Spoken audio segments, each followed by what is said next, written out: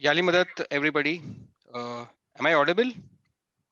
Can somebody from the panel just confirm? Am I audible?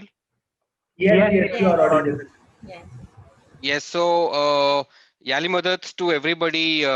It's so good to see so many people joining in for this webinar on a Sunday evening.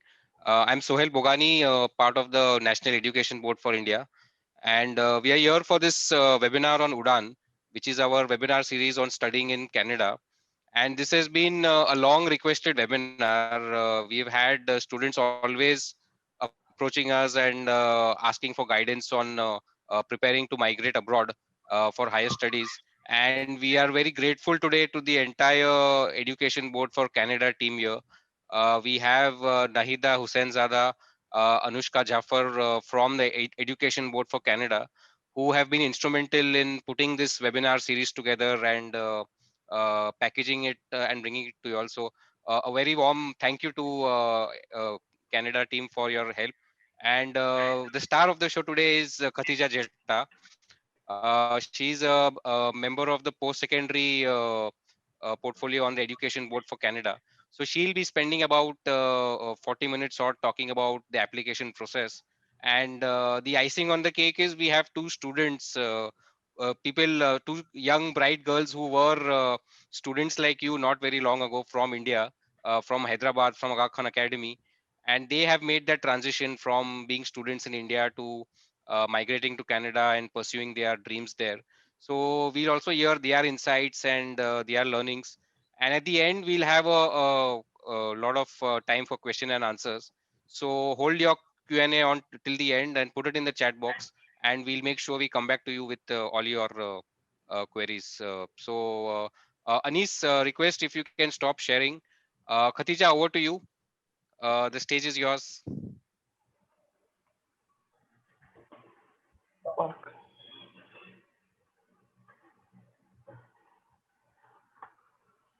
And you need to enable Khatija's video as well, Anis. You are the host, so you have to do that. I can't. Can you please enable my video and my screen share, please? Yeah. Just give me a minute.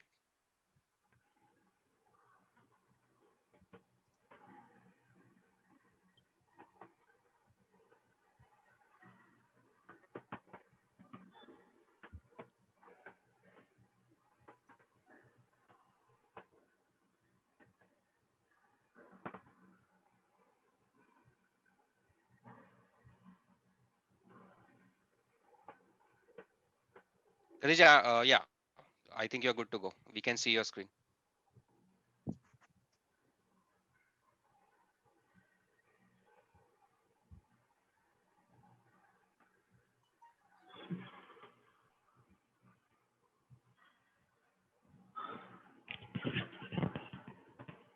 Khadija ma'am, you are mute. Khadija ma'am, you are mute. Yali Madat, everyone, and thank you all for joining us on what is going to be one of a series of wonderful webinars organized in collaboration with the Aga Khan Education Board in India and the Aga Khan Education Board in Canada. We hope to provide you with some important information on studying in Canada. My name is Khadija Jetha, and I will be your webinar host for the evening. Just some housekeeping for you all. If you are not able to hear your audio, please, you can click join with PC audio or mobile audio. And if you have a question, please send your question through the Q&A or through the chat box, and we will have a question and answer period at the end of the session. Also, if you could mention your name and your Jamaat Khana name for housekeeping purposes, that way our team in India can track all of our queries to make sure everything is answered. So just to give you a little bit of a speaker introduction and an overview of today's presentation. So my name is Khadija Jetha. I am the Aga Khan Education Board member from the Edmonton, Alberta region. I hold a Bachelor of Arts degree in International Relations and Linguistics. Please don't ask me how many years ago. Over a decade in international education. And I currently work as the University of Alberta International Recruitment Coordinator. If I could at this time ask anyone who has their audio on to please mute yourselves to reduce background noise. So if you could all put yourselves on mute, that would be very, very appreciated. Thank you. So I do work in international relations for a top 5 Canadian university, and I work with international student recruitment. I previously spent some time as an English teacher in Japan, and I am fluent in French, Spanish, English, Japanese, a little bit of Portuguese, a little bit of Kutchi, Gujarati, and Hindi. So that's a little bit of a background for me. Today, we're going to talk a little bit about the Canadian education system, the Canadian post-secondary education system, how to choose the right university course, what your admission requirements and your application process would look like. And then we're going to have a little bit of a student testimonial from 2 undergraduate and postgraduate students from India. So let's get started with some key facts about Canada. Canada is the 2nd largest country in the world, but only 37.5 million people. So very small population, but very large landmass. A lot of people notice that majority of the population lives close to the US border. Most of the population lives within 100 kilometers of the US border. There are 10 provinces and 3 territories. Majority of the population, again, is in British Columbia, Alberta, Ontario, and Quebec. There are 3 coastlines in Canada. Obviously, the Pacific, the Arctic, and the Atlantic Oceans. So we get a lot of coastline. We also are home to a lot of international students. In 2019, we welcomed 642,000 international students to Canada, and India is a top source country. This is over 150% increase from the previous decade. And there is a $148 million investment from the Canadian federal government to broaden international student enrollment. So this is a priority for Canada to attract international students to study and to benefit from the Canadian education environment. 96% of international students recommend Canada as a study destination. Canada is an officially bilingual country, so we speak English and French. Mais si vous ne vous parlez pas français, il n'y a pas de problème. If you don't speak French, that's not a problem. There are definitely English Anglophone schools as well as Francophone schools, but the majority language is, of course, English. 200 mother languages are spoken in Canada as well, which reflects the diversity and respect for linguistic, ethnic, and religious and multicultural diversity. This is a welcoming country and a very diverse country. Almost 1/5 of the country was born outside of Canada. The official sports, of course, are ice hockey and lacrosse. Canada is home to 4 distinct seasons. So even though it is beautiful and sunny in the summer, please expect that there will be snow in the winter. So the snow days where you feel very cold in the winter are offset by the warm, beautiful spring, summer, and fall days. So here's a few famous Canadians for you. I bet you all didn't know that all of these people are Canadians, but Canada is definitely home to a lot of notable people in the arts, in entertainment. Of course, currently our Prime Minister is Justin Trudeau, and once you arrive to Canada, you will discover the joys of Tim Hortons coffee as well. So as you can see, most of our cities, most of our urban centers are located actually in the midst of beautiful nature. So this is one thing many students comment when they arrive to Canada about the wide open spaces, the big blue skies. And even though you can be in a large urban center, what you see here from the top left is Peggy's Cove in Halifax on the East Coast, Toronto, Edmonton, Alberta in the top right, where I'm coming to you live from right now. Niagara Falls, the Parliament buildings in Ottawa, the Rocky Mountains, Montreal, Vancouver. No matter where you are in Canada, you definitely are not too far away from beautiful, splendid nature, which is what a lot of Canadians get out to enjoy. So just a little bit of information about Canada's post-secondary system. Canada is home to 96 universities and over 125 colleges. So there is a lot of different choice for you in terms of what type of institution you would have access to. 90% of Canadian schools as well are publicly funded, which means that we receive government funding, provincial and federal government funding.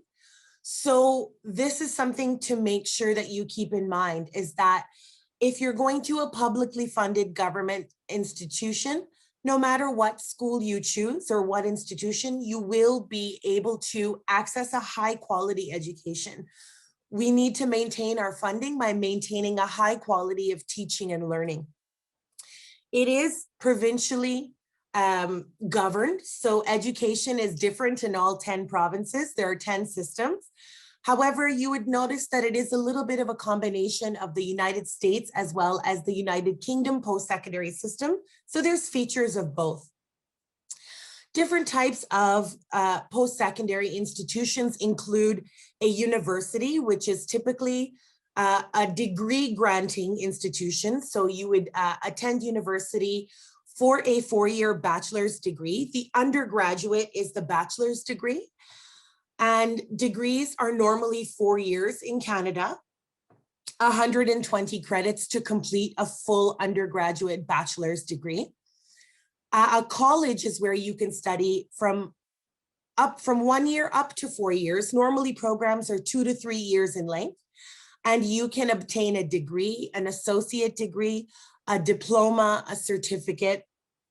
Polytechnic institutes are more for vocational training and for the trades. For example, if you're interested in the culinary arts, if you're interested in plumbing and pipe fitting, instrumentation, welding, normally this is where you would get an apprenticeship or a journeyman certificate in a specific trade. There are also different institutions that offer foundation years and pathway programs, which mean if, for example, you may not be competitive enough for direct entry into a first year of a bachelor's degree, then you may be able to take a bridging course or a foundation course to improve your academic performance, or maybe study English and then bridge your way into the second year of a program.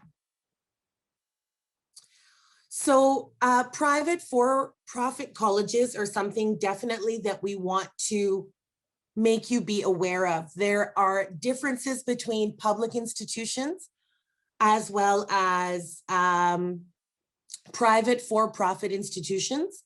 So it's important to make sure your institution is a designated learning institution, and I will be speaking a little bit more about that.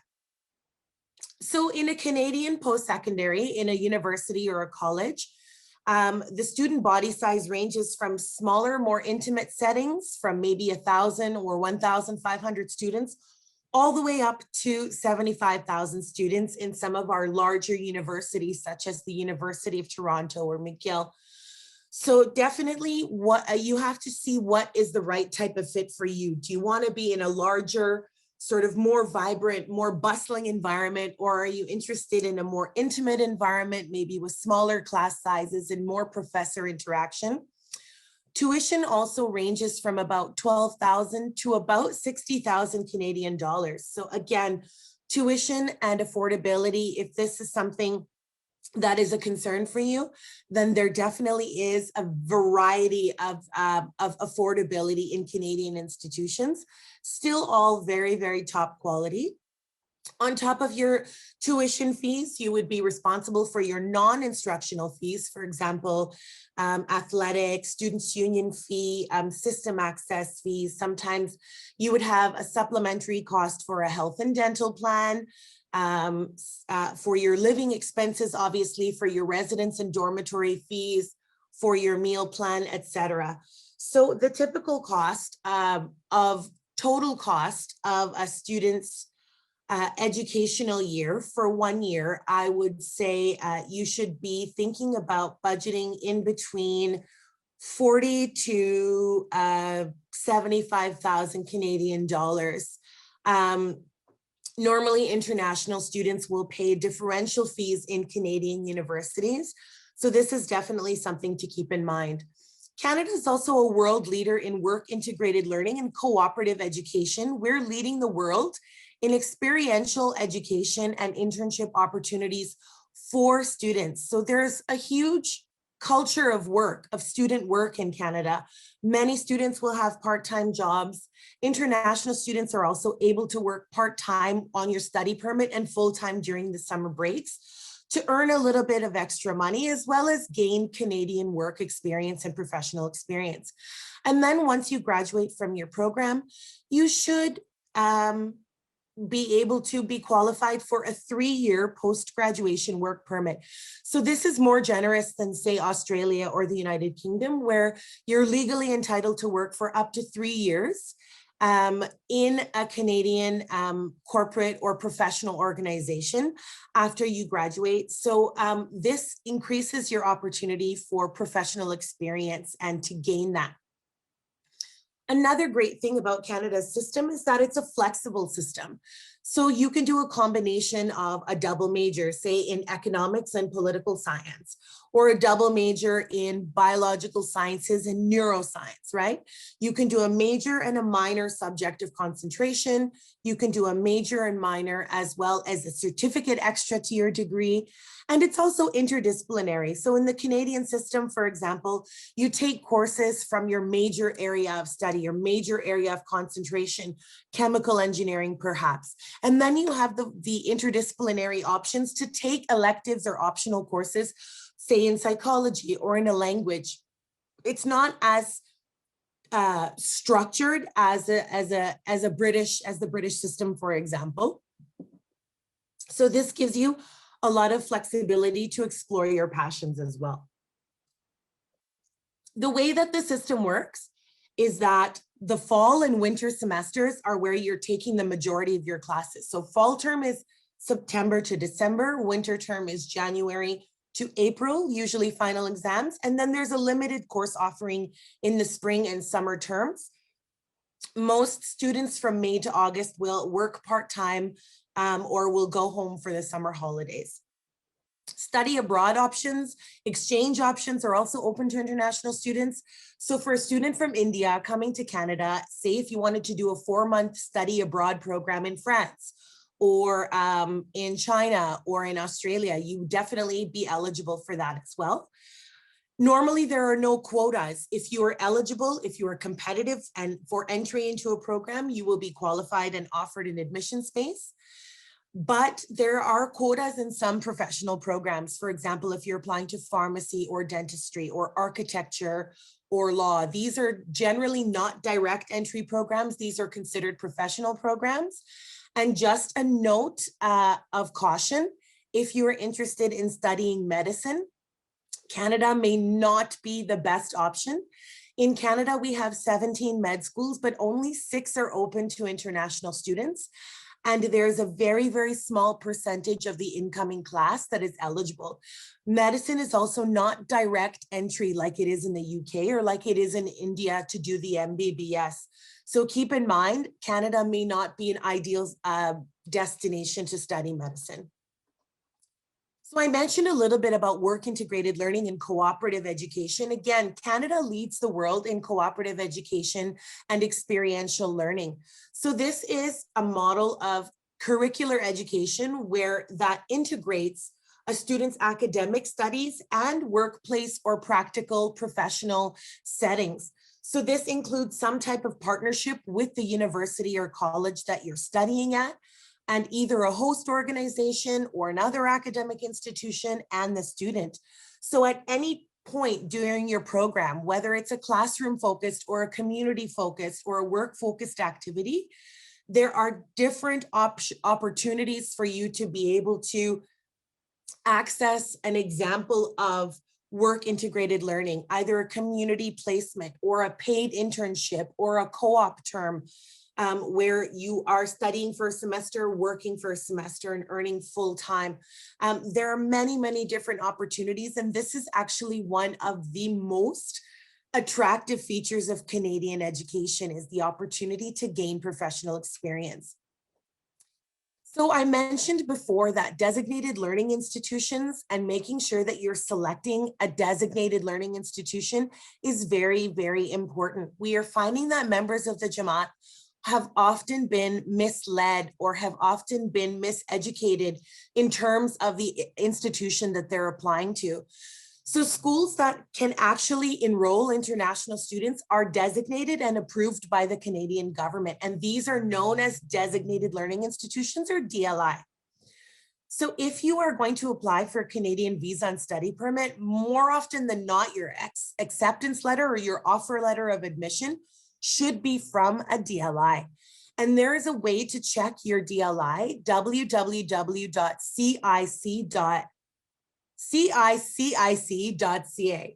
This is the Canadian Centre for International Credentials. And this is where you can actually check if the school that you're looking at is an accredited institution. A lot of third-party private recruitment consultants or immigration consultants may lead you astray and may only give you options that would benefit them or benefit the for-profit institutions that they're connected to. So please make sure that you are doing your research and that you can definitely, that you are selecting an institution that is recognized as a designated learning institution. These institutions that don't meet government quality standards and that are not recognized will only cause you difficulties in the long run in terms of your student status in Canada. So this is something very important to make sure that you keep in mind. So what type of post-secondary institution is best for you? The type of institution and courses that are offered should be your first choice. So if you're looking for a school, what types of programs do they offer? Do they offer four-year bachelor's degrees? Do they offer a certificate of technology? Do they offer a diploma? What type of course are you looking to study? Are you looking to study engineering? Are you looking to study something like drafting, which is more practical? Are you looking to study economics, commerce? What type of city are you looking to be in? Are you looking for a larger, more urban center? You know, some of our larger cities, Toronto, Montreal, Vancouver, have, 4 to 5 million people. Sort of mid-sized cities like Edmonton, like Calgary, about 1.5 million people. Some of the cities on the East Coast are a little bit smaller. They're more college towns, but, depending on what is the better environment for you, whether you like a little bit more of a milder climate, for example, on the West Coast, or maybe you want to experience a true Canadian winter. Also, if it's an important feature for you to have the presence of an Ismaili Jamaat or a larger Ismaili community, most Canadian institutions, most Canadian universities will have Ismaili student associations on the campus, as well as services for on-campus Jamaat Khana during the week, so that if the community Jamaat Khana may be far away, then those services are actually accessible to students. Another thing to think about is whether you want to live on campus or off campus. Are you looking to live in an apartment? Are you looking to live in the residence and have the dorm experience? Affordability is also one of the biggest questions, obviously, that we get from international students is what type of budgeting should occur. And again, our next webinar in the series will talk a little bit more about funding. I'm only touching on it very slightly, but the next webinar will talk a little bit more about how to fund your study options. So stay tuned for that. But that definitely is one of the features to think about. Another feature to look at is what are the career trends that maybe will increase your opportunity for employment or for gainful employment, right? So one thing to ask yourself when you're thinking about studying abroad or furthering your education, your tertiary education, is how will I use this credential to increase my quality of life or my family's quality of life? So this is something definitely to keep in mind. You know, it's very important to pursue your passions. I am definitely the first person to say that humanities and a social science education gave me lots of different types of opportunities, but it's also important to consider whether you will have that earning potential, whether you will be able to use that course to find gainful and meaningful employment and to improve your quality of life and that of those around you. Some of the non-academic features to look at are whether the school has a sport, maybe there's a sport or a club or maybe a varsity sport that you're interested in playing. What type of clubs and facilities are offered? You know, maybe a certain campus has a National Institute for Nanotechnology. Maybe one campus has really great research facilities for psychology, right? These are things to keep in mind when looking for your school. Obviously, what type of work opportunities are offered. One of the best things for you to do is to make sure you're starting to talk to people.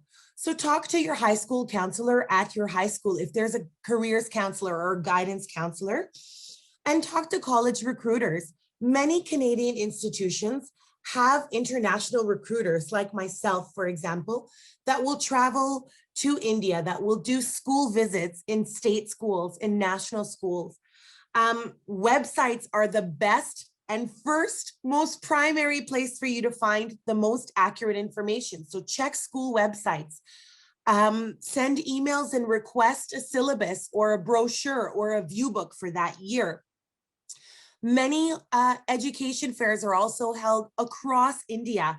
Different organizations will organize different study expos where different institutions will come and you can speak to a representative face-to-face. Social media is a great place for you to explore the campus, to do a virtual tour, to maybe find out a little bit more about the student experience. And also make sure that if you are connecting with an education consultant, whether it is an agent, for example, some of the larger agencies, the more credible ones in India include IDP Education, Can-Am, Edwise. Make sure that these third-party education consultants, if you're interested in connecting with one, that they have strong references and that they are accredited. So what are some of the admission requirements that you should keep in mind when applying to Canadian universities? So one of the things to notice is that it's going to be varied. So if you apply to 3 or 4 different Canadian universities, you are likely going to have different admission requirements for all of them. So there are 4 key factors to keep in mind. The first is your academic performance, obviously. Whether or not you have the competitive grade point average for minimum entry into a 4-year bachelor's degree program or a specific faculty. The second thing is to make sure you have the correct subjects. For example, students that are doing national CBSE or ISC or national Indian boards, or even state boards, a lot of students in the commerce stream, for example, will not take math. However, for most business degrees in Canada, math is a requirement. So keep in mind the courses that you need to take from class 10 to ensure that you have the correct subjects. Another thing to keep in mind is your English language proficiency scores.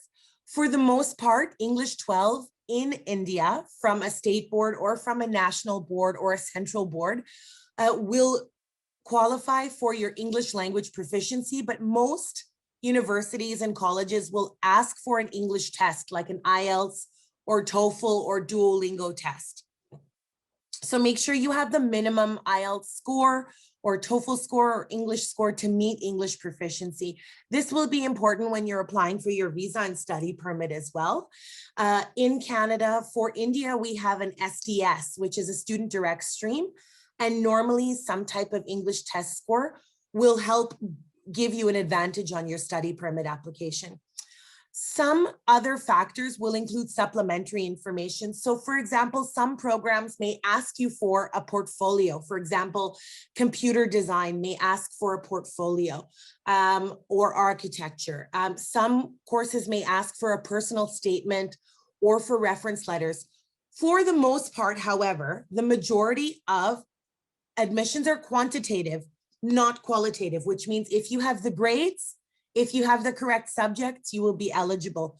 For the most part, you do not need to write an essay or you do not need to submit a reference letter or a personal statement. So make sure that you're not sending additional information to universities if it's not required. Different universities will also have different conversions. So for example, we know that the central board is on a 33% pass scale. So some universities may convert that scale to a 50% pass to determine your eligibility. Some students may, or some universities may ask you for your final class 10 board results and your class 12 predicted grades for an earlier conditional admission offer. Some schools may look at your class 11. Some schools may not look at your class 11. So again, it's important to make sure that you are researching every university and every program and making sure that you are eligible. Different curricula, for example, international baccalaureate or British curriculum, the A-levels or American school curricula are also widely accepted, but for the majority of the Jamaat in India, if you are in a central board or a state board school, these are widely accepted credentials in Canada.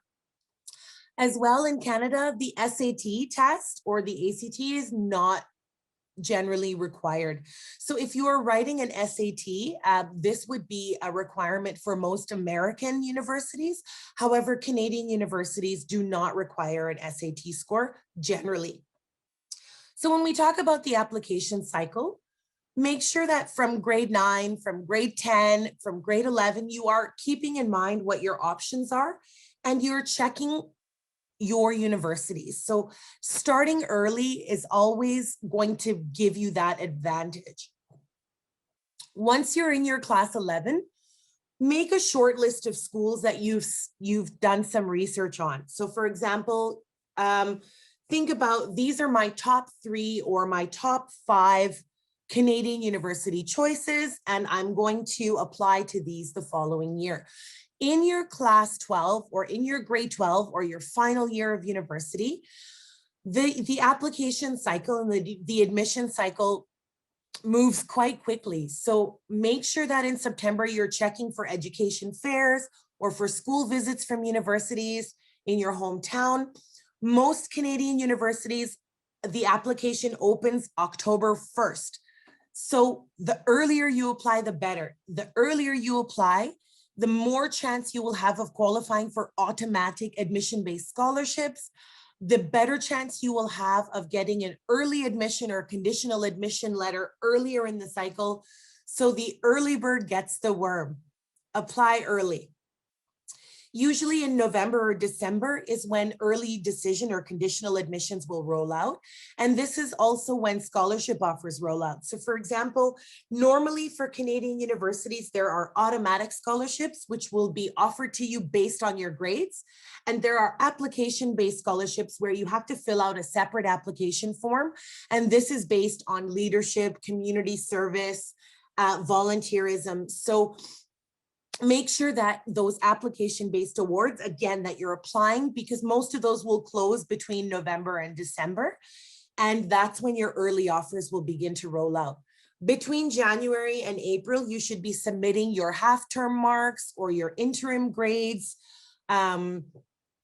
or your pre-board results, depending on what the university is asking for.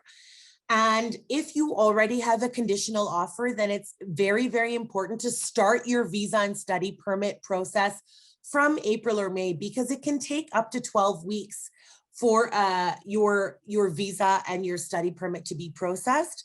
Although, again, we do have a direct entry SDS student stream with India in terms of the study permit and student visa application process, so it is quite a bit quicker.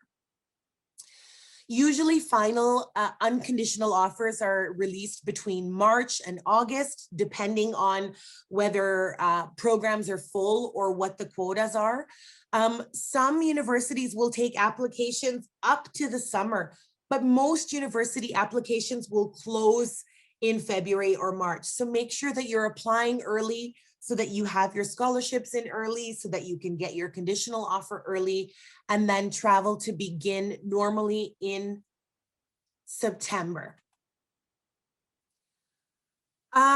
When you apply to a Canadian university, you are either going to be applying to a specific major, for example, computer science, or you'll be applying to a faculty, for example, the Faculty of Applied Sciences, or you will apply to a specific campus. For example, the University of British Columbia has a main campus in Vancouver and may have a campus in Kelowna, right? So make sure when you're applying, you apply to your program or your degree program of choice. Also, make sure that you are putting more than one choice on your application. Normally, you have up to two or three choices. So for example, if you're applying to civil engineering as your first choice, make sure that you put in the Faculty of Science, physics as a second choice. Or say, for example, if you're applying to a Bachelor of Commerce degree, maybe you want to put a BBA or a Bachelor of Arts in Economics as a second choice, just to improve your competitiveness and your eligibility chances. Most applications are also submitted directly online to the institution. So in some cases, for example, in the province of Ontario, you can apply on a common application, which is called the Ontario University Application Center, where you can apply to up to 3 universities and colleges on the same application. In Alberta, in Quebec, there are also provincial common applications, but the most efficient and the quickest way to apply is directly online to the institution. So for example, if you're applying to the University of Waterloo, you would apply directly to the website, submit whatever documents that they request in the application, pay your application fee, and then the initial evaluation is normally about anywhere from 5 days up to 6 weeks for your application and for your credentials to be evaluated.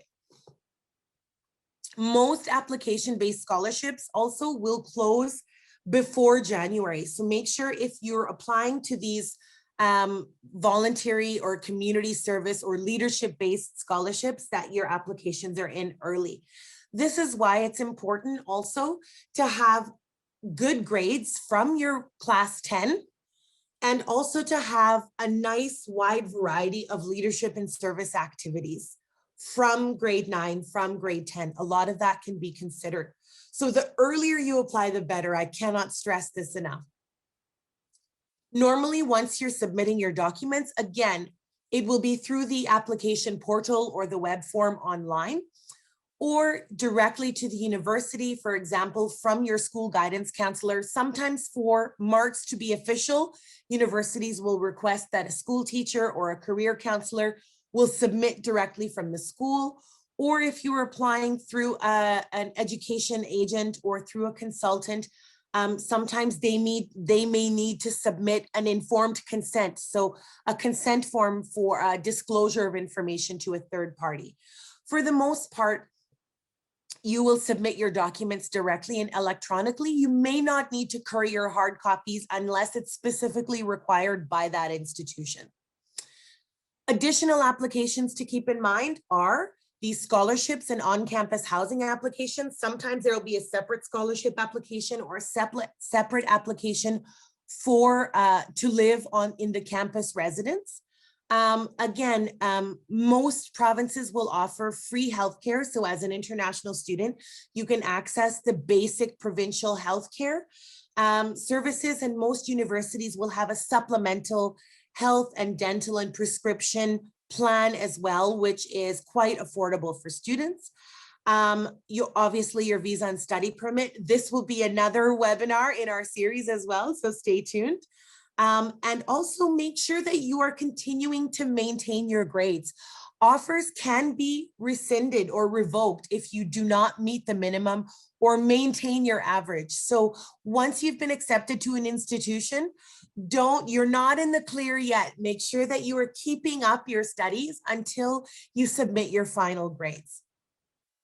I just want to touch very quickly on postgraduate admissions.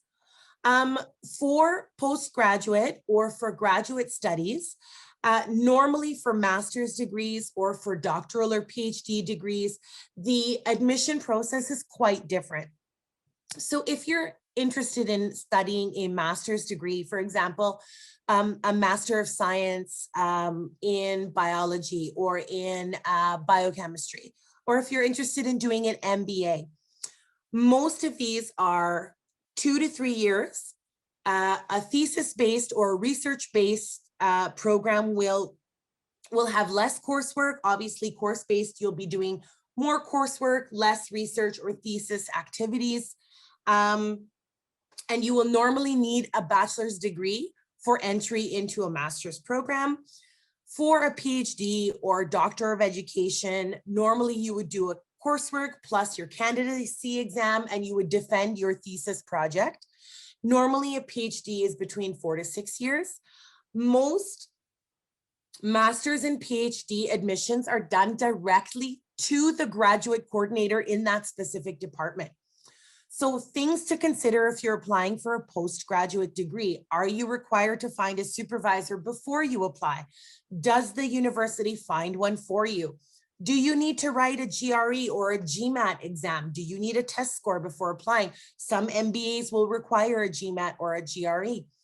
Is there only one start date? Is it rolling? Do they have a January or winter intake? Does your program offer conditional admission? So these are things to keep in mind for the postgraduate application process. Typically, you will be asked for an academic resume, your university transcripts, any type of publications. You will need an English test score. It's also important to develop a statement of interest. References are often required for a master's or PhD program, and again, the additional requirements. So my focus during this session has been undergraduate. However, these are some things to keep in mind if you are thinking of applying to a graduate or postgraduate program in Canada. So with that, I am hopefully that's a lot of information, but hopefully that's given you a really, really good introduction into the Canadian post-secondary landscape and gives you a little bit of an idea of what your application and admission process looks like if you're considering applying to a Canadian university or college. So with that, I would like to hand the floor over to two wonderful students who will be joining us today. Rahana Savani and Azra Lakhani, and they are going to talk a little bit about what their personal experience has been in a Canadian post-secondary environment, and maybe give a little bit of that personal touch about how they were able to adjust to a Canadian environment, what some of their challenges were, what some of the positive aspects of their experience has been. So I will hand the floor over to Rahana. Please take it away. Hello everyone, Yadmadid. I'm Rihana Sawani and I went to the Aga Khan Academy, Hyderabad. And right now I'm in my second year of accounting major in the University of Alberta School of Business, and I received the UFA Global Citizen Scholarship. My hobbies, personal interests include music and learning about new cultures for sure. And I'm currently ISA internal representative for 2021 Edmonton. Um, Talking about few challenges, one of them could include geographically the cold in Canada. It's not coming from India. It's like 38 degrees in summer, and then it's like negative 38 in winter here. It's like 100-degree difference. It won't be easy, but you gotta adapt and embrace the cold. Just like as you say in my picture there, it's about having fun and going out with your friends, like not spending a lot, but still having fun.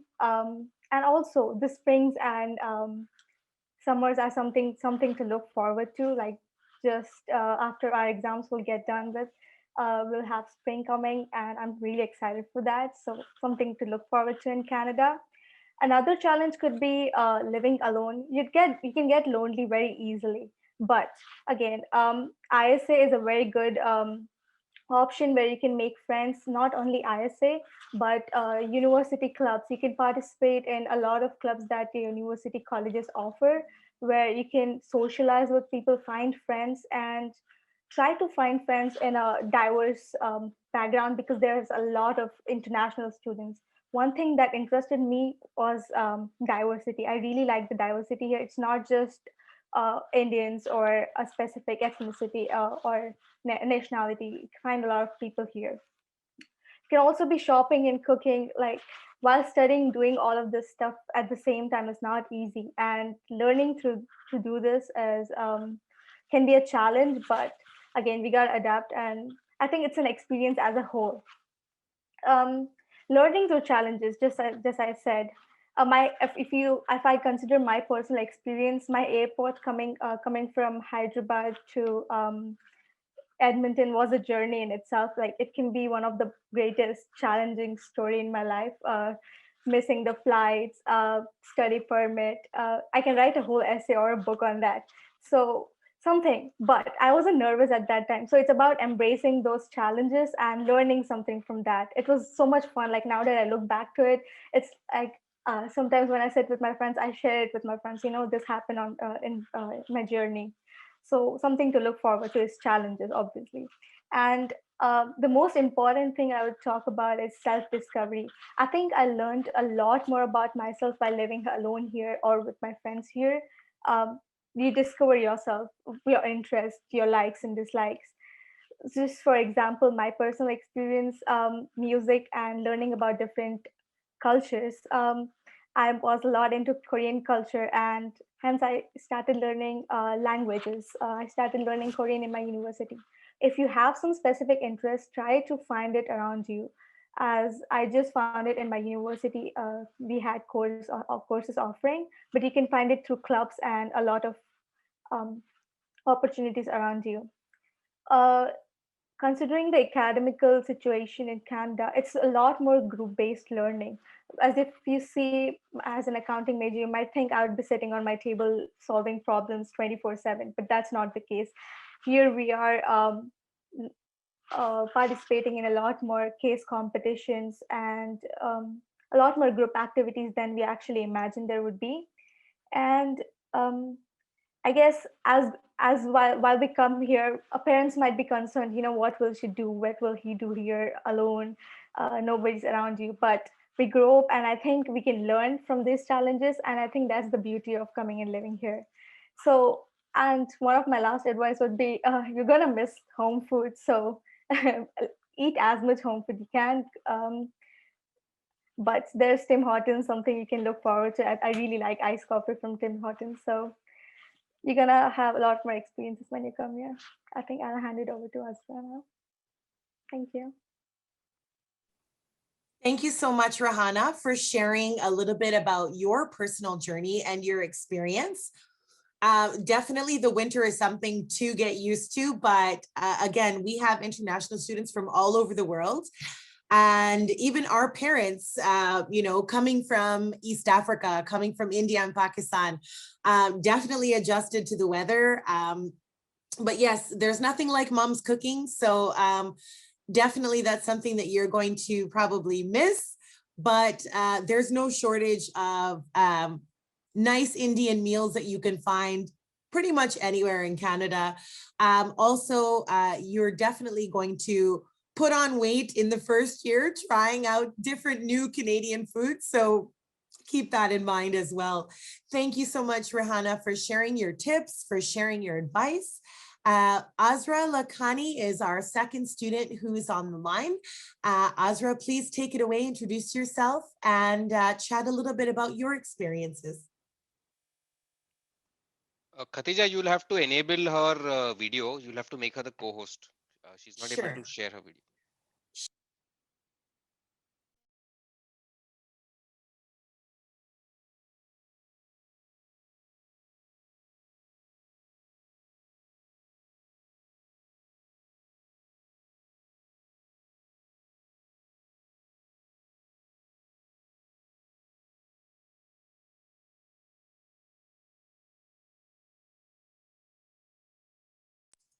Sohail, are you able to make Azra a panelist? I can already see her as a panelist. One of the co-hosts needs to make her the. You're the host, Khadija, so you could make her the co-host and allow her to share the video. Or any of the co-hosts, Anis or the others could also do that.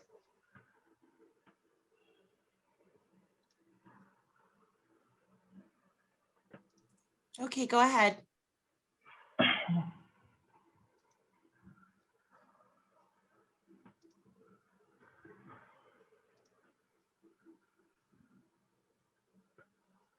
Azra, maybe you could go ahead while we figure out how to enable the video. Maybe you could start off. Sure thing. Sorry about those difficulties, everyone. Yali Madad. My name is Azra, and I am the post-secondary member for the Aga Khan Education Board for British Columbia. And I am tuning in from Vancouver. I'm originally from Hyderabad, and I completed my high school from the Aga Khan Academy, Hyderabad, which really paved my way to come to Canada. I came to Canada in 2014, about 7 years ago, to pursue a Bachelor's of Science in Biochemistry and Psychology from the University of Victoria, which is located in a city called Victoria. During my time in Victoria, I quickly learned how important going to Khane and getting involved in Seva was for me. I was always involved in Seva in India too, but here in Canada especially, it really helped me with my transition. It helped me build my own identity, and soon I had a sense of belonging. A sense of belonging is something everyone really misses because you're so far away from home and you miss your home food, you miss your family and your friends. So Khane really plays a big role in feeling loved and wanted and belonged. Before I knew it, Victoria Khane became my extended family who I could lean on for help. By help, I mean when you are moving houses here, or you're homesick and you want to just have a home cooked meal, or just play games after Khane, you know? So I don't want to talk a lot about myself, but I really quickly want to share some of the things I had to learn the hard way. So here are some of the things I wish I knew more about in my first year. Number one is off-campus work. A lot of you may want to know more about getting a job here and how much you can make. So for your study permit, okay, so I'm a co-host. I'm going to just turn my video on 1 second here. Awesome. Okay, so back to off-campus work. So your study permit only allows you to work 20 hours off campus. However, which is 20 hours a week, mind you. However, there's a loophole in that. It is 20 hours off campus, meaning that you can work 20 hours on, you can work more than 20 hours on campus. So you can work a few hours off campus, which is 20 hours, and then work a whole lot on campus. So that really allows you to work a whole bunch. But again, you do not want to take away time from your academics. So that comes first because that's your purpose of being here in Canada. So I'd suggest only work as much as you can. Don't compromise on education. However, the minimum wage here in BC is about $15.20. Same thing with Alberta, it's $15 and so on and so forth for across the country. It's about $14 to $15 per hour. And some opportunities to work on campus are getting a job at the student union or at the library. And there's another thing called work study positions, and these are positions posted by your university. These positions are on campus, which enables you to work on campus between your classes. So that's super convenient. I personally did that in my second year. And the best thing about on-campus jobs is that you get paid way more than minimum wage. So if you worked off campus, you'd get minimum wage, which is $15. But if you worked on campus, you'd get a few more dollars more, maybe $16 or $17. So number 3, file your taxes. So here's another big suggestion I can give you is that everyone, including international students, has to file their taxes in Canada. I did not know this in my second year, and trust me, it took me a long time to figure out how to solve this issue. So I could really recommend you all to be on top of it. One of the benefits of filing taxes is that all the tax you pay towards your tuition, you get that all back at the end of the year when you file your taxes. It's called tax return. And there are free tax clinics on campus at each institution, so they'll help you file your taxes. So that's really handy. And the number 4 is getting involved, putting yourself out there to build your social network. I cannot emphasize enough on how important this is. You never know which connection might come in handy. So network, talk to as many people as you can. And almost all the universities in every region of Canada have something called Ismaili Students Association. We call it the ISA in short. And this is basically all Ismaili students coming together to form an Ismaili Students Association. Basically, the ISA runs the university campus Jamaat Khana. So there's a Jamaat Khana on campus run by students, and they have student mukhis and kamariyas, and that meet every day in the evening to say dua together, and maybe once a week or 2. And Umedwar offers dinners to these students. So they all have dinner together, they play games, and they do movie nights and socials. It's so much fun. And this really also helped me find friends and have a sense of belonging when I missed home. During my time at the university, I tried to get as involved as I could. So I was the president, and maybe there was a time I was also the captain of the ISA. I was also Mukhi Saiba of my university Jamaat Khana at UVic. Also, education board and youth and sports board, they all do events with these students. So it's very fun to volunteer with the ISA, and it's a great way to make lifelong friends, like Rehana also mentioned earlier. Also, make sure to volunteer for organizations of interest, which can be nonprofit, charities. It's a great way to build a Canadian experience and alongside your professional network. One last thing, do not forget to embrace and enjoy these experiences. Life is too short. So these are some of my experiences. So coming back to the present, I am now on a work permit. And for the past 2 years, I've been working at Stem Cell Technologies, which does cancer research. And I have recently been promoted as a senior quality control analyst in microbiology. I did see some of you asking questions about whether Canada is good for microbiology. It's great for research, go for it. And immigration-wise, I'm in the process of getting my permanent residency, which is PR in Canada. And I will also be returning to school to pursue Masters of Public Health at Western University in Ontario, which is on the opposite side of the country. Yeah, so that was my journey. Now, Khadija, Rehana, and I are happy to answer any questions that you may have. Thank you so much to Rehana and to Azra for sharing your student testimonials. I think the point to make, and the point that's been driven home here, is that embracing everything that the Canadian education experience offers is the best way to go. So getting involved in your local Ismaili community as well as your campus community, making sure that you take every opportunity that's academic as well as non-academic is a very, very important way to build your soft skills, your personal skills, as well as to take advantage of the incredible networking opportunities. Rahana mentioned that the diversity was one thing that she noticed.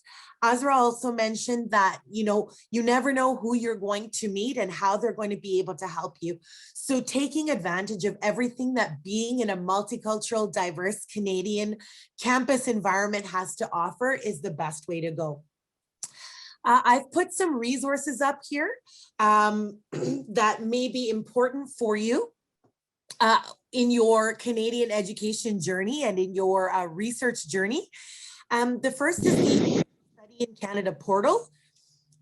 There are different resources that would give you opportunities to explore the official accredited universities and colleges. The Canadian Information Center for International Credentials is how to find a designated learning institution, so that's important, as well as the Canadian Bureau for International Education. All of these resources will help you find out more information about specific universities, colleges, the immigration process, how to ensure that you have the academic funding, and how to apply for a visa and study permit. For any career-related queries, please make sure that you are connecting with the Aga Khan Education Board of India's help desk. So the URL, the web link is on the screen here. Please make sure that you connect with any further questions. As well, if you have any questions about pursuing your studies abroad, you can connect with the Udaan email address, which I believe will be shared with the members coming forward. Sohail, do you have anything to add? No, thanks. So we'll be also circulating this PowerPoint. We are getting a lot of requests, so we'll be circulating this PowerPoint subsequently. And we also have a group called Career Spark on Telegram. I would request all of you to sign up on that and be a part of that group. We'll be sharing the links to the webinar recording as well as the PDF of this presentation on the Telegram group. So I'd request everybody to sign up on this group. And Khadija, so the Q&A box is brimming with questions. Oh yes, one more point. Sorry, before we get into Q&A, this was the first of the 4-part series. So block your calendar for the upcoming one. So there were a lot of questions around funding the cost of higher education, and we thought that merits a separate webinar by itself. So block your calendars for 9th May, 8 p.m. IST, where we'll have some experts from Canada talking about funding the cost of higher education. And with that, we'll move into the Q&A. I can see the Q&A boxes brimming with questions. I'm not sure we'll be able to take all of them. We'll take a few, and we'll also circulate the links for those of you whose questions haven't been answered. So you can put it on the link that we'll circulate, and we'll get back to you. And I'll go through the questions, and I'll take a few of them which are similar, so that we can address. So Khadija, the first question is from Sajjad Nurani. His question is, how challenging is it to do a co-op program during undergrad studies? And do students have an advantage in the job market compared to other students after the course is over? So that's a great question. This is why I put a little bit of a warning in the chat box, is that co-op, actually, a co-op is a program that will extend your degree from 4 to 5 years. And then after your second year, you do one work term, full-time, one study term, one work term, one study term. So you're not working and studying at the same time if you're doing a co-op placement. Normally it's alternating between academic and work terms.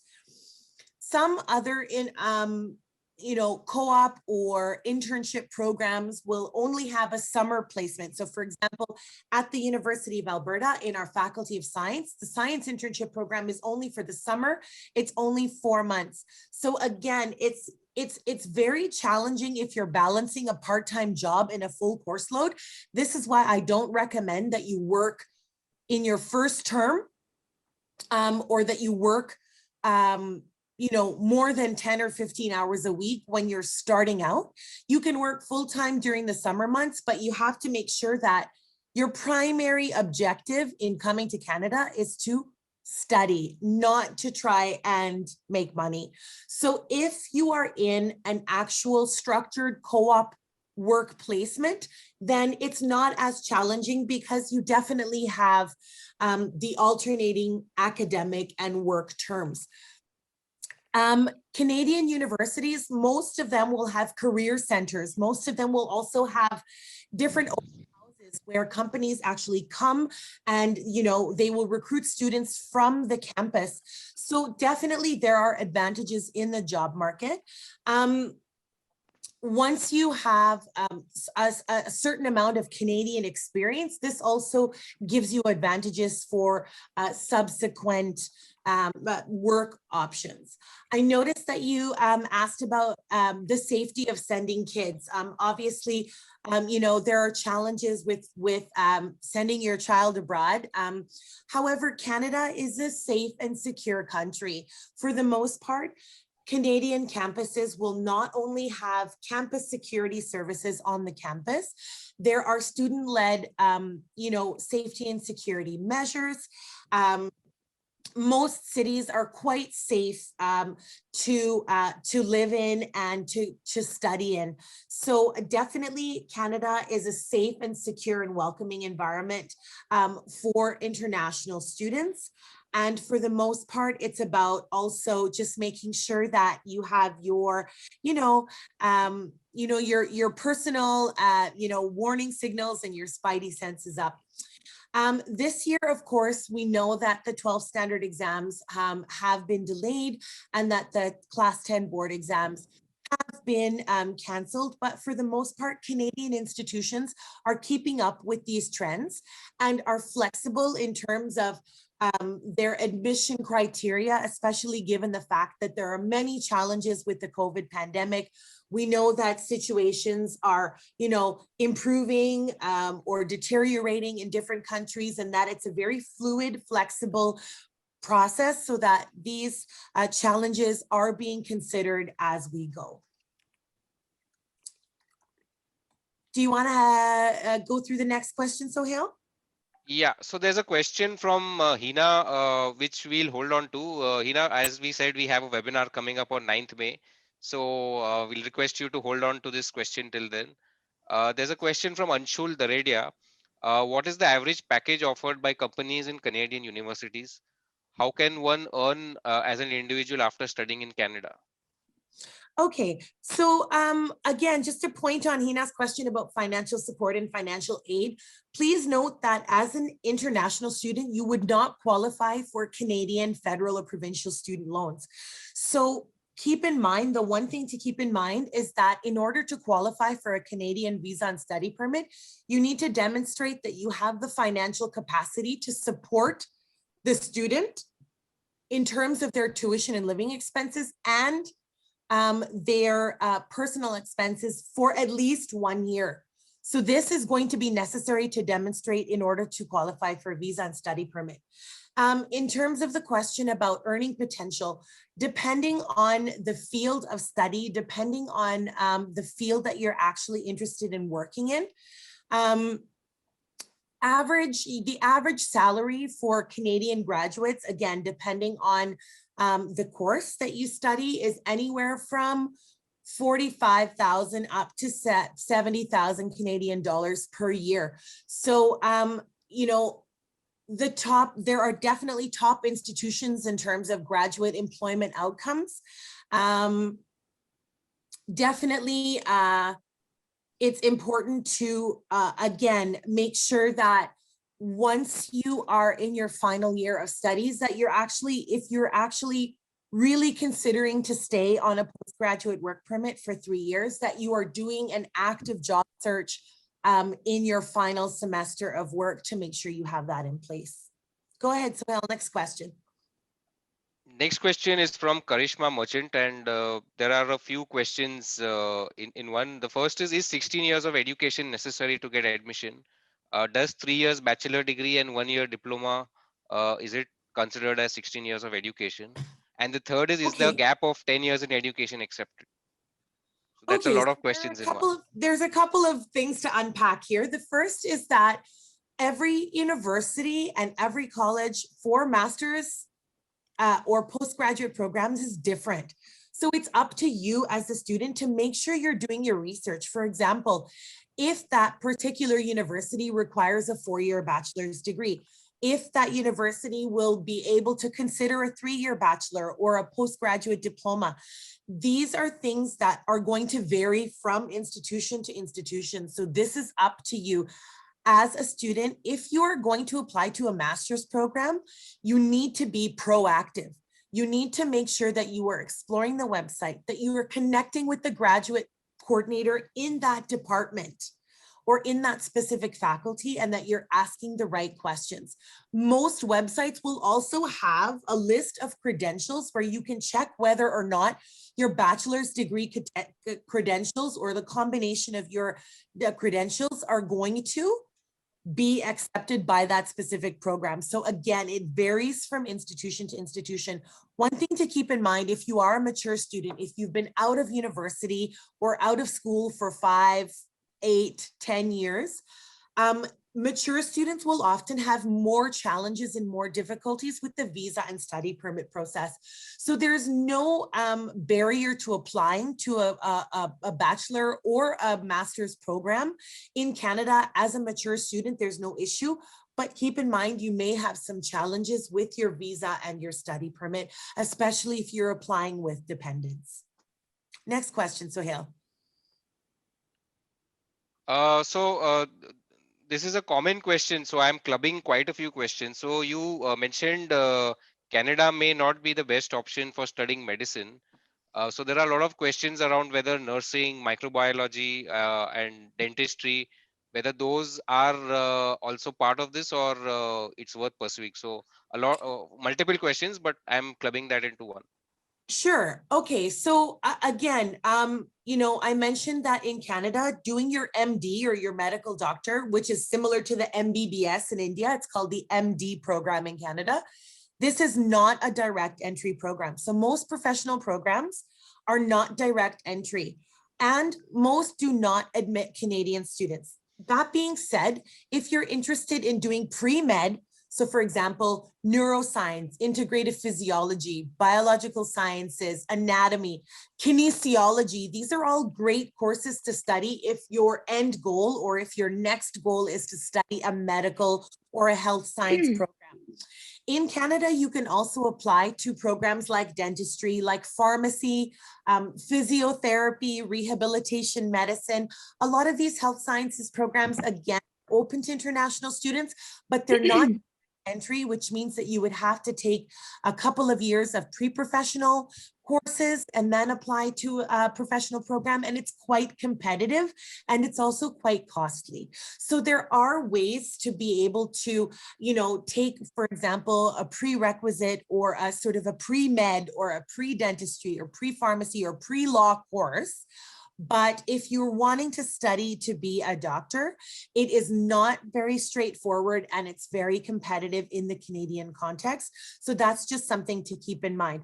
For example, some students will admit international students into pharmacy. I know of an Ismaili student who did her bachelor's degree at the University of Alberta in pharmacology and is now studying her PharmD. So it is possible, but it is also very competitive and challenging. So that's something to keep in mind. Thanks. The next question, it's an anonymous attendee, but the question is, can students taking A levels in India apply for undergraduate courses? And can students completing Bcom from Indian University apply? Absolutely, absolutely. So a couple of things to keep in mind. I mentioned the Indian Central Board, CBSE, ISE, and state boards, because my assumption is that the majority of the Ismaili Jamaat are studying in those boards. However, Canadian universities will look at any credentials. So we'll look at International Baccalaureate or IB. We'll look at the GCE A levels as well. Make sure that you're doing your AS and A levels, though not stopping at your O levels. Most Canadian schools will look at American curricula. We'll look at every different curricula from, I mean, we admit students from all countries.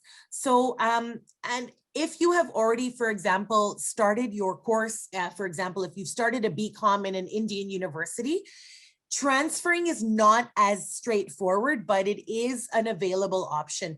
So if you've completed post-secondary work, you would be considered a transfer student. You would need to submit your high school marks as well as your current bachelor's degree results. And sometimes it's a little bit more competitive as a transfer student. Most universities will only award you up to 2 years or 60 credits of transfer. And some courses may or may not be direct transfer. So you may receive some credit if you're applying from an Indian university to transfer into a Canadian university, but it's not ideal to do so after your first or second year. So keep that in mind as well. I see that there's We'll a take the question. last. Go ahead, Sorry, Suhail. Khadija, go ahead. No, you go ahead. No, I was just mentioning we'll take the last couple of questions because we are already close to 9:30. So there's a question from Hussein Jamal. His son is currently studying in grade 9. He's looking to pursue becoming an astrophysicist as that's his interest. What are the colleges in Canada that have courses for astronomy or physics?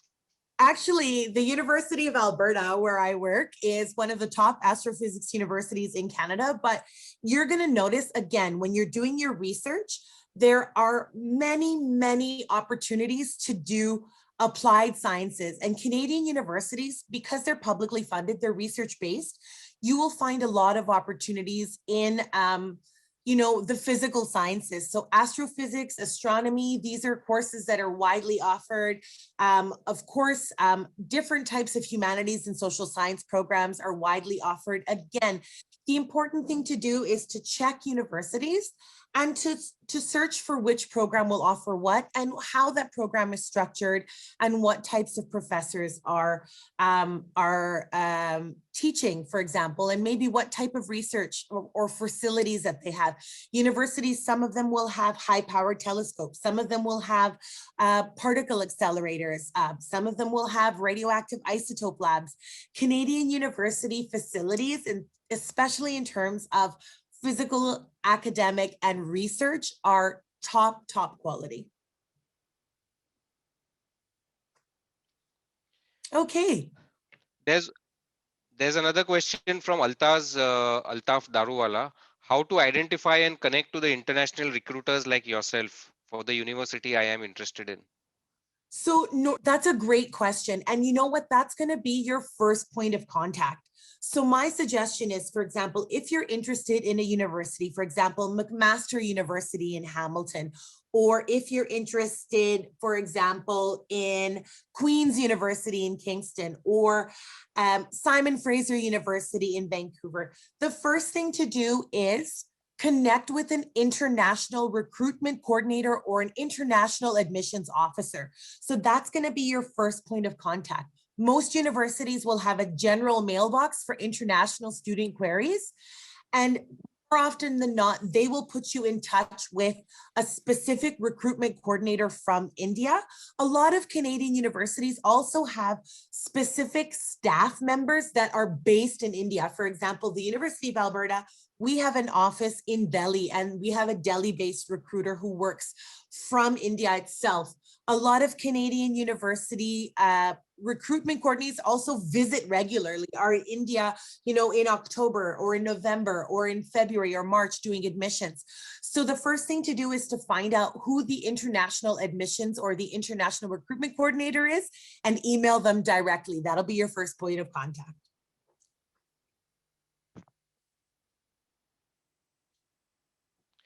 So we'll take the last question for the day. This is from Nargis. Says, I have heard that some universities in Canada do not require any English test if you have English as an official language. Is This that is true? true. Actually, but again, every university is different. I cannot emphasize this enough. So it's up to you to make sure that you are checking what the specific requirements are for that institution. A lot of universities will, for example, will consider CBSE or ISE English, grade 12 English to be sufficient enough. That being said, for your visa and study permit to study in Canada, sometimes in the student direct stream, an IELTS test score is actually required. So even if you may not need to have an English test score for admission to that specific university, I would recommend it as an advantage for your visa and study permit application. So it's always good to have that test score to indicate that you're serious about studying in a Canadian institution and that you have the eligible English level.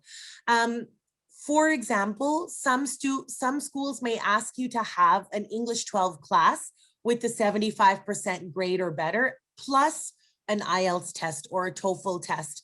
So again, important to check what the specific requirements are for that particular university, but in some cases, this is true, it may not be required. Thanks. And I can see a lot of questions around, very specific points like the applicability of a course or a specific university. So I'd request you all to write into the Udaan help desk, the link that Khadija just shared a while ago. I'll also put the link in the WhatsApp group window that we created. So you can click on that and directly put in your queries. There are also a lot of queries around funding options. So as I said, hold on till 9th May for answering those queries. And any closing comments from you, Khadija? I think we are at the top of the hour. Any last points or any closing comments? I would just like to say thank you very, very much for hosting the Aga Khan Education Board for Canada. I believe this was a very wonderful collaborative activity where we hope to bring the India Jamaat some information about studying in Canada as a destination. Thank you to Rahana and Azra for providing a student perspective on studying in Canada. And thank you to all of the participants for spending the time, taking the time to join us today. Again, if you have any further questions, please direct your questions or your comments to the Aga Khan Education Board of India, and they will make sure to filter the specific queries to the Education Board post-secondary portfolio in Canada for us to be able to respond. As well, please mark your calendars, block your calendars off for our upcoming webinars on the 9th of May for funding the cost of your higher education, on the 22nd of May for maintaining your status an international student or applying for a visa, and on the 20th of June for permanent residency options for international students. So I'm very, very, very honored and very thankful to be a part of the Udaan Broaden Your Horizons webinar today. Thank you all very much for joining, and best of luck in your studies and in your future. And Khadija, Rehana and Azra, thanks a lot. Immensely grateful to you for giving us your time, and to the entire AKEB Canada team. So really looking forward to take this association forward. And thank you all the participants. Good night, Yali Madat, and yes, stay safe.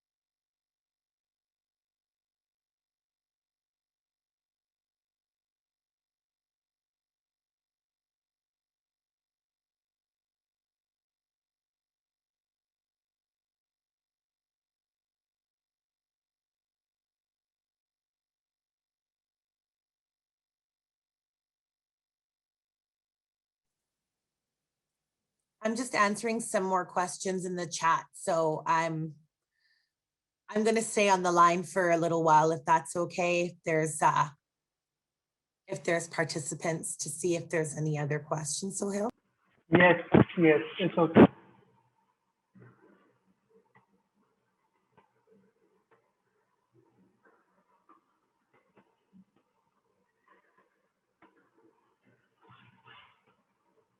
But most of the participants have left.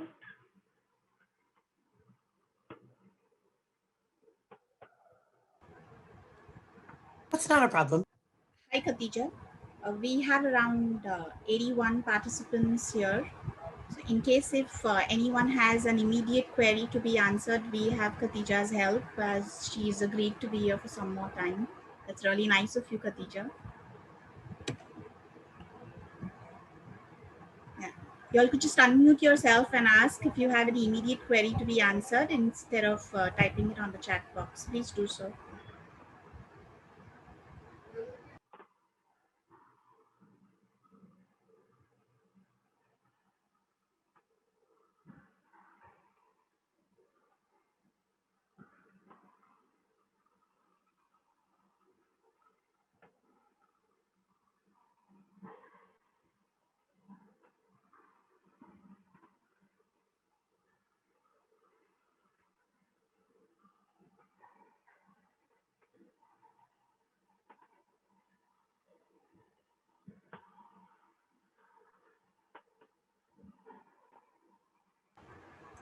Okay, I believe they do not have access to the audio, so we'll have to just check the chat box in case if you wish to answer a few questions.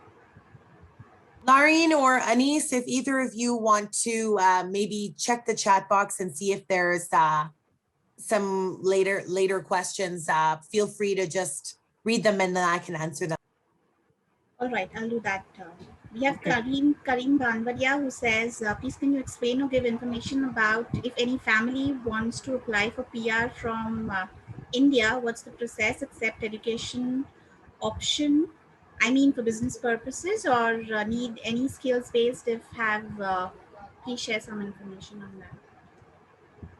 Okay, so again, the focus of this webinar is on applying for studies in Canada.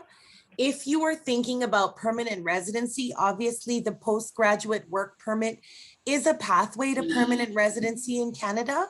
However, different provinces have different regulations. And if you're thinking of applying or immigrating, then this may not be the correct forum for those types of questions.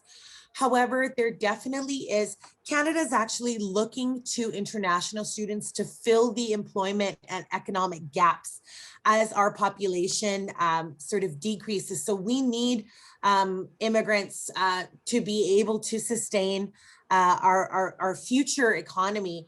So this is why actually there are a lot of clear pathways to permanent residency as an international student. Once you're on your postgraduate work permit, a lot of provinces also have immigrant nominee programs. So for example, in Alberta, in Manitoba, in the East Coast provinces like Nova Scotia and New Brunswick, if you're a student and you're thinking of applying as a permanent resident, and if you've studied in that province and are working in that province, there are opportunities for the fast track of your application. But again, if your goal is permanent residency, you will have to indicate that your initial reason for applying to a visa or a study permit to Canada is to indicate that you will be pursuing an academic course, because these are a lot of the reasons why Canadian visas and study permits get rejection, where there is not enough proof that the student's primary focus is going to be studying a course. Again, these are some of the reasons why it's very, very important to make sure that that's not the primary focus of your application for a visa or a study permit. But definitely there are pathways to permanent residency through the 3-year postgraduate work permit. Okay, thank you for that. Insha, could you just type your question back, please? There is another question in the meanwhile from Anshul Daredia. Can we think of international universities like Stanford, Oxford, Harvard, etc. after studying in IIT for masters? And how do we get admissions in Harvard? So universities that, for example, are considered Ivy League schools like British or American schools, again, these are some of the more competitive institutions. So there are definitely a lot of factors to consider. One of them definitely is the cost. However, if there's a will, there's a way. And again, if you're competitive, if you've been studying at an IIT or, a recognized Indian institution, it's definitely not impossible. However, especially in the UK and in the United States,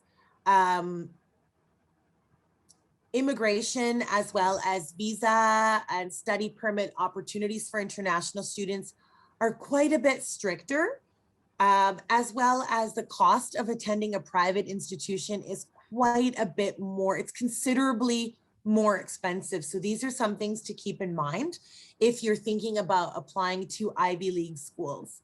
So this is why, these are some of the reasons why Canada is an affordable choice. There is a recognition of Canadian universities worldwide, and it's not as cost prohibitive as some of these Ivy League options. Thank you. We have Minaz, who's asking what is the scope for post-graduation in foods and nutrition and the maximum age limit for application for the same? So nutrition and food science is actually a prominent field of study in Canada. Speaking personally from the University of Alberta, definitely we have agriculture, food and nutritional science department where you can study food science technology, where you can study to be a registered nutritionist or a dietetics or a dietitian specialist in a hospital setting. You can study food business, food technology, food production. These are all, obviously in Canada, we have a very well-developed agri-food business sector. So there are a lot of different opportunities to find different programs all across Canada, but you would need to apply into or look into, for example, agriculture, food and nutritional science programs or faculties. Definitely this is a supported industry with a good scope for future study, as well as in animal science, animal husbandry, crop science, forestry, environmental studies, definitely food technology. Canada is actually a leading edge producer of, value-added foods or value-added food technology and food science. So definitely there is a scope in Canada for these programs. Thank you. I guess we'll take the last one here. We have Sure. Insha Mavani, who's finally here with her questions.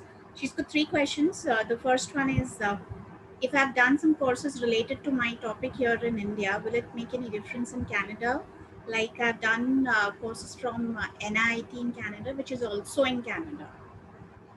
So if you are pursuing courses in India from a Canadian institution or an institution that has a relationship in Canada, this will definitely be an advantage because that coursework will be easily, evaluated and will be considered an equivalent. That being said, every university, every college is different. Again, if you have taken courses at the post-secondary transfer level, you will be considered a transfer student. So you will be asked to submit your course syllabus from the courses that you've already taken in accounting or in finance or general courses you've already taken. And normally the institution you're applying to in Canada will check whether or not those are equivalent courses. If they are equivalent, they may offer you transfer credit so that you've already completed a certain number of credits towards your program. You may not need to retake those courses. But again, this depends on the quality of the institution in India. It depends on how well you're performing in your post-secondary courses in India. It depends on whether there's a direct transferability of credit.